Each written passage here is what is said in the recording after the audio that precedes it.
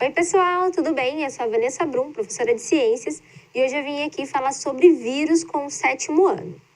Bom, na nossa aula hoje, eu sei que está super em alta falar de vírus, coronavírus, então eu vim aqui hoje explicar um pouquinho mais para vocês, só para vocês não ficarem vendo as notícias por aí e ficar viajando, né? Então vamos ver um pouquinho sobre vírus?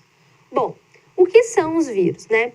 Lá no fim do século XIX, tinha uma doença que atacava as folhas do tabaco, que ficou conhecida como a doença do mosaico do tabaco. E ela deixava o tabaco com essas cores, tá vendo? Os amarelinhos, assim, bonitos até, né?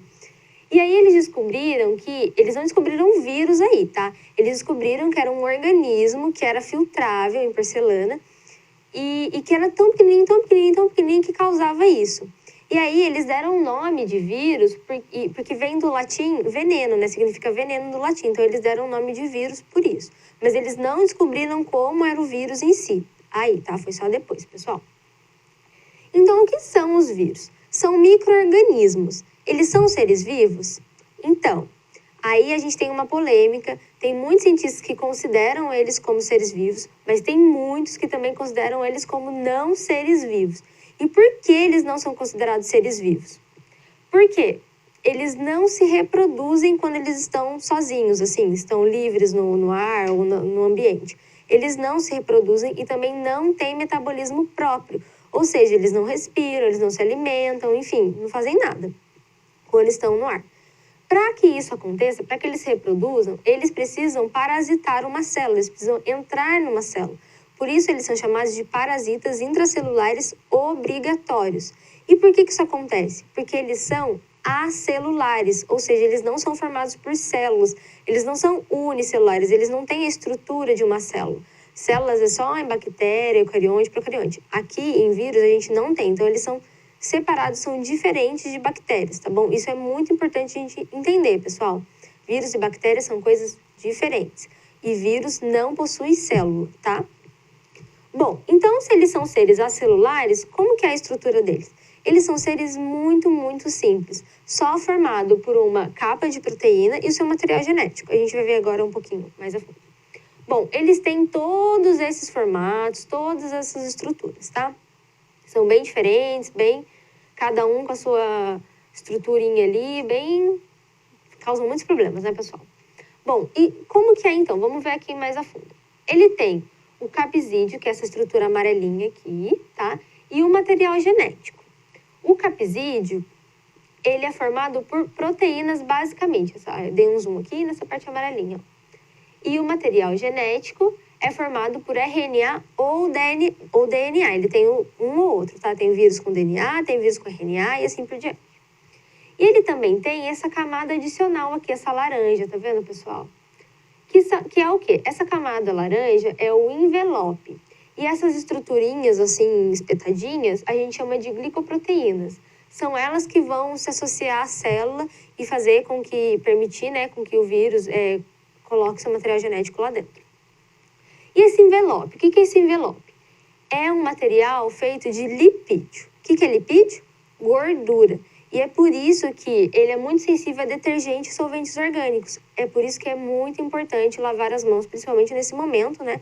Sempre é importante, mas nesse momento mais ainda, porque ele é sensível a água e sabão, né? O sabão vai tirar. Mas por que o detergente vai tirar? Pensa lá na sua pia, que deve estar cheia de louça, porque a minha tá. Então, lá na pia, a gente tem as nossas louças cheias de gordura, a panela cheia de gordura, porque a gente cozinha com óleo, né? E aí você não usa o detergente, a esponja para lavar? Quando você passa o detergente, não tira toda aquela gordura? Então, é a mesma coisa aqui. Quando você lava a mão com sabão, você quebra essa camada que protege, né, o vírus, que é formada por gordura. E aí você mata o vírus e consegue se livrar dele naquele momento, né? Até se contaminar de novo e encostar em algum lugar que esteja sujo de novo. E no caso do coronavírus, o que a gente tem? Nessa parte rosinha, a gente tem o envelope lipídico, como eu disse, essa produção de gordura. Ele tem a proteína S, que é a proteína, aquela glicoproteína, que vai encostar lá na célula e fazer com que a célula se abra para poder mandar seu material genético. E a proteína N, que é a que entra e vai infectar a célula. E como que isso acontece, pessoal? Bom, para falar disso, a gente vai falar de como os vírus se reproduzem. Bom, como eu disse, eles são acelulares e são parasitas obrigatórios. Então, eles vão procurar uma célula, quando eles encontrarem, eles vão chegar nela e vão injetar o material genético dele. Quando eles injetam o material genético dele, a célula fica infectada, vai ficar um parasita dentro, que no caso é o vírus.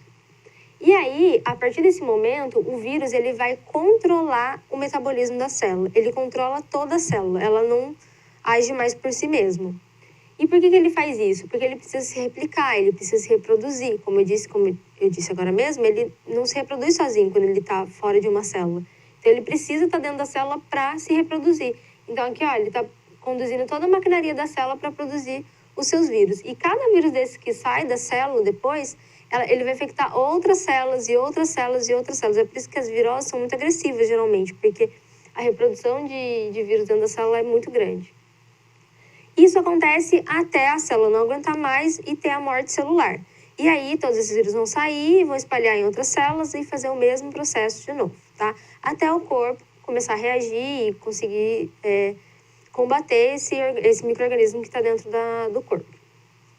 Bom, qual é a forma de transmissão que a gente tem dos vírus? A gente tem através de vetores, como o caso, por exemplo, da dengue, né, que é através do mosquito Aedes aegypti. A gente tem também a transmissão através da água, de vento, de alimentos contaminados e de objetos. É por isso que, como a gente sempre fala, pegou em alguma coisa, está na rua, pegou em algum objeto, passa álcool em gel na mão, álcool 70. Ou, se tiver acesso, melhor ainda, lava a mão com água e sabão, que vai eliminar mais ainda, né? Porque também transmite através dos objetos. Qual que é a forma de tratamento? Eu já ouvi muita gente falando que o antibiótico ele vai servir para ajudar no tratamento de vírus e do coronavírus. Gente, não. Antibiótico é para bactéria. Lembra que eu falei na última aula que as bactérias têm suas estruturas? Então, vírus e bactérias são diferentes e os antibióticos são os medicamentos para as bactérias, para combater as bactérias. Para vírus, a gente não tem um remédio assim que vai realmente destruir o vírus. E como que é realmente o tratamento, né, no caso de viroses? Bom, a gente tem as vacinas para algumas doenças, para prevenir algumas doenças. Aqui a gente tem, por exemplo, ó, gripe e resfriado. Todo ano a gente tem vacina para gripe, né? Porque ele se modifica, como a gente vê, ele se reproduz muito rápido, enfim. E aí ele se modifica e a gente precisa estar atualizando a nossa vacina. Poliomielite, sarampo, hepatite, febre amarela e rubéola também tem vacina, apesar, né, do pessoal não querer tomar vacina mais para febre amarela, enfim. Tem vacina e é preciso. Hoje em dia a gente vê a importância de uma vacina na nossa vida e como não ter essa vacina atrapalha toda a nossa vida, né?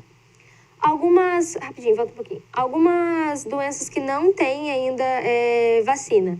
AIDS e dengue, mas ainda tá em estudo, tá em pesquisa e tá avançando aí. Espero que daqui a alguns anos a gente tenha vacina para AIDS e para dengue. E a herpes é uma doença que não tem vacina, até pela sua forma de reincisão, né, enfim.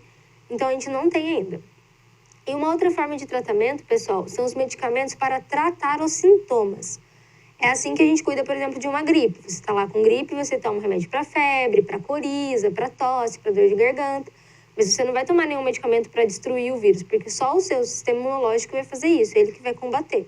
A gente vai falar isso daqui a alguns dias, quando eu for falar mais de vacina e soro, e aí eu explico direitinho para vocês como funciona essa parte do sistema imunológico, tá? Aguardem.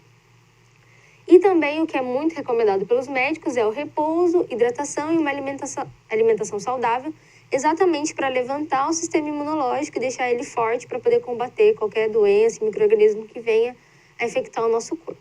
Tá, pessoal? E por hoje é só. Até a próxima!